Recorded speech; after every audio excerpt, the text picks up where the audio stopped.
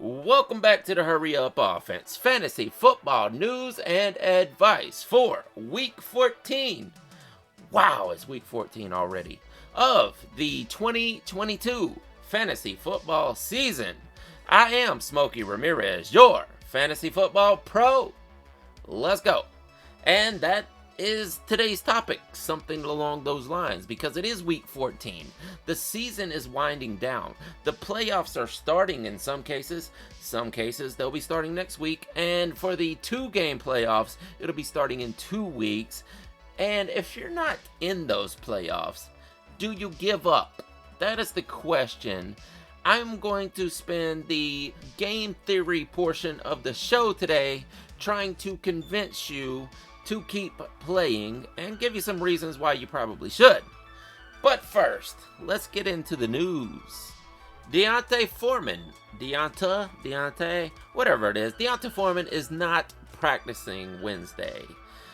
He battled through this back in week 12, but it appears coming off the bye, he is not practicing right now. So that probably means it's not looking good for him playing this week. Therefore, if you're in an extremely deep league, you might want to load up Chuba Hubbard. I mean, this has got to be an extremely deep league. I don't want any part of this offense at all right now. Maybe in extremely deep league situations, you want to use DJ Moore and maybe even a Sam Darnold if it all works out like it used to. But we'll find out going forward. Over in Broncos camp, Courtland Sutton is not looking good. That's a quote. Not looking good for week 14, according to Nathaniel Hackett, which doesn't really look good at all. This Broncos offense is completely stale. I would rather be playing Panthers options than the Broncos options at this point. That includes quarterback. That includes Russell. I would rather take a chance on Sam Darnold than Russell Wilson. Courtland Sutton, it doesn't look good, so maybe we'll see more Jerry Jeudy. I don't know. I'm not excited for anything on this team, so I will let it be. But if you have to, load up Jerry Jeudy, I guess. Now on the other side of that game, down in Chiefs camp, Patrick Mahomes is dealing with a bruised foot coming out of that game last week. We saw he wasn't playing his best by no means, and this could have been part of the problem here, but we do expect Mahomes to play. With all of the QB injuries going on right now, if you have Mahomes, you are praying that he plays, because I will take 50% of Mahomes over 100% of a backup QB, except for maybe Taylor Huntley. I mean, Taylor Huntley could put up some points here, but then again, I'm taking Mahomes over Huntley, that's for dang sure. And I will definitely take him over the other side of this game with Russell Wilson, even at 50%. But keep an eye on the practice reports for the rest of the week. Speaking of QBs with foot injuries, Trevor Lawrence is also day-to-day. Well, I say also. Mahomes is most likely going to play. Trevor Lawrence may not. Woo, this is going to be tough on one of my teams right here. I have Lamar and Trevor Lawrence on my dynasty team, and this is not looking good, but he's got a toe injury. However, Doug Peterson is looking at the bright side of this, and he thinks there is a good chance that Trevor could play. He's talking about how tough Trevor is, and how he's progressing quite nicely. So there is a chance that Trevor Lawrence is going to play for your team. We do need that in times like these, heading into the playoffs on a humongous bye week when all of the quarterbacks seemingly are getting injured. Please play Trevor. I'm just kidding. Don't hurt yourself. That was, just wishful thinking. If you were okay to play, please play. Thank you. But hey, I don't think this is going to make you happy. You're not going to be impressed here. But if you're looking for a replacement quarterback, the Texans are going back to Davis Mills. The Kyle Allen project hasn't worked out too well now, has it? Davis Mills offers a slight bit more upside than Kyle Allen. That team is a mess. That team is tanking. I don't think there's any way around it at this point. That team is actively tanking. We can't say they're trying to win games anymore. However, they're not good for your opposing quarterbacks, but that's a whole nother issue. If you are really hurting, it's a deep league. Trevor. Davis Mills is coming back, so there's some sort of ray of hope out there somewhere. They're saying Garoppolo could be back for the playoffs. That's not going to help our playoffs, but we might want to hang on to Brock Purdy considering the quarterback hell we're in, let alone tight end hell. Everything has gone to hell in the tight end landscape. Now it seems to be doing that with the quarterbacks, so maybe you got Brock Purdy off your waivers this week if you're in that type of situation, because Garoppolo is probably not going to be in there until the playoffs. Anything other than quarterback news? Greg Dortch optimism about his return. Easy for me to say. And Fournette obviously returned this week. He still has problems. And that problem being that he is now part of a split backfield. But hey, what are you going to do if you were playing Kamara? He hit rock bottom this week. Now Mark Ingram is out, so maybe a little more work will go back to Kamara. Who knows, man? That is a messy situation. The entire NFC South is a messy situation, and I don't want to play any of these guys. No, actually, I'll take that back. I'll play Drake London. And maybe with the quarterback hell, you're searching for a Mariota or something like that, but Jesus Christ, man, it's so bad right now. There is the elites and then the have-nots. That seems like fantasy football this whole season. We have drawn a line in the sand. We have these elite players over here, and then everybody else over there. You're either really good or not good at all. And not many mediocre players this season. That's just how it is. A lot of old elite players have now took a swing for the worse. Look, in a season where Derrick Henry seems to be no longer elite, what are we doing with our lives? These are the sands of time through the hourglass, my friend, and that is fantasy football. And that was the news. Let's get on to the game theory portion of the show.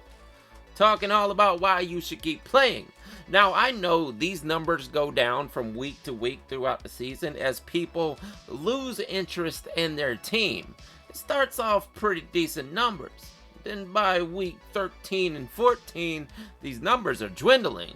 And it happens to every fantasy football show out there. People lose track of their team.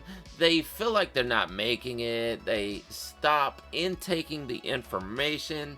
They just set whatever lineup, if they even set a lineup at all.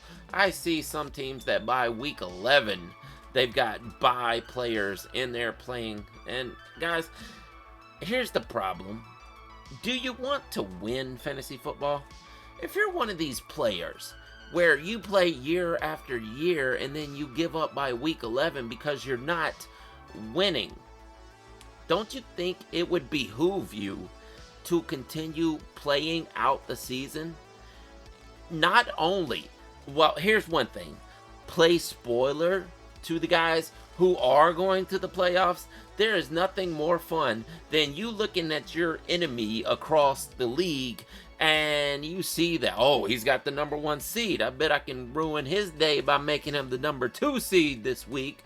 Like, yeah, you're not going to make it, but that's a little bit of gratification right there, right? But the original point that I was making is to be a winner, you need to observe the winners. As long as you're giving up on your team by week 11 and week 12 and week 13 each year, that's about as far as you're going to get outside of having some luckily drafted team that you got that happens to take you to the playoffs. And then you're unlikely to win at that. You need to continue to play to watch the winners and how they do it. You know, in your league, you have that person or those 2 people or whatever that make it to the playoffs every year. and you're probably just chalking it up to, well, they have more time to spend on it than you. Maybe so. Maybe intaking the information is one way they get a step up, but they are also playing every single week of the season, including the playoffs. Whereas you're giving up at week 11, they're continuing to play. That makes them that much more skilled at fantasy football. Yes, there is a skill involved in fantasy football. It's not all luck. A lot of luck is needed, yes, but if you know the cheat codes, you know the trends and cycles, it helps you win in the end, and you learn these trends by continuing to watch on to the end of the playoffs. That's how it happens. Even when your tournament ends in your league, play some DFS. Get in there, man. The only way to win is to do it. Keep doing it. Keep learning. Keep progressing. That's how you win at fantasy football. In summation, what I'm saying is winners don't give up. I'm sure you've heard that your whole life. That is a fact. You can't win if you give up. Sure, you may be down and out, like I've said, but keep playing. You will see how it's done, and then you can win yourself. Don't give up on the sport just because you don't win. You will eventually if you give it enough time, and then you will learn the process of winning. Think about it in real football. You see these teams that just seem to win every single season. You think about the Chiefs. What do you think about like college football? Like Georgia and Alabama and Ohio State and teams like this that are always there at the end. They always seem to make it really deep into the playoffs, if not win at all. Why do they do that? Because they recruit right. They have a winning culture. Now you could say, well, that's different. You know, they have the best players. Yes, if you continue to watch and learn how these things go down at the end of the season, how each individual player does at the end of the season versus the beginning of the season, you will recruit the right players, right? Does that light up that light bulb above your head? Does that make sense to you? That's how you do it. I implemented a strategy not too long ago that I really put into place over the past couple of seasons, to where I started drafting more for the end of the season than the first of the season, especially in like best ball and things like that. There is a different strategy that goes into acquiring players that are going to get you more points at the end of the season than at the beginning. And it's scary because it's a hell of a ride at the beginning of the season when you think you're not going to win much. But then it pays off in the end. The only way to learn which players to get in that scenario is to be there at the end and observe what happens. I hope all this makes sense to you. I hope you go out there and win you some fantasy football championships. That's it for today's show. If you want to hear Alex and I break down every single game every single week and predict the winners, that's the scoreboard. It's already up on the channel right now as you're hearing this. I'll see you in week 15, guys. I am Smokey Rameriz, your fantasy football pro. See you next week. Deuces.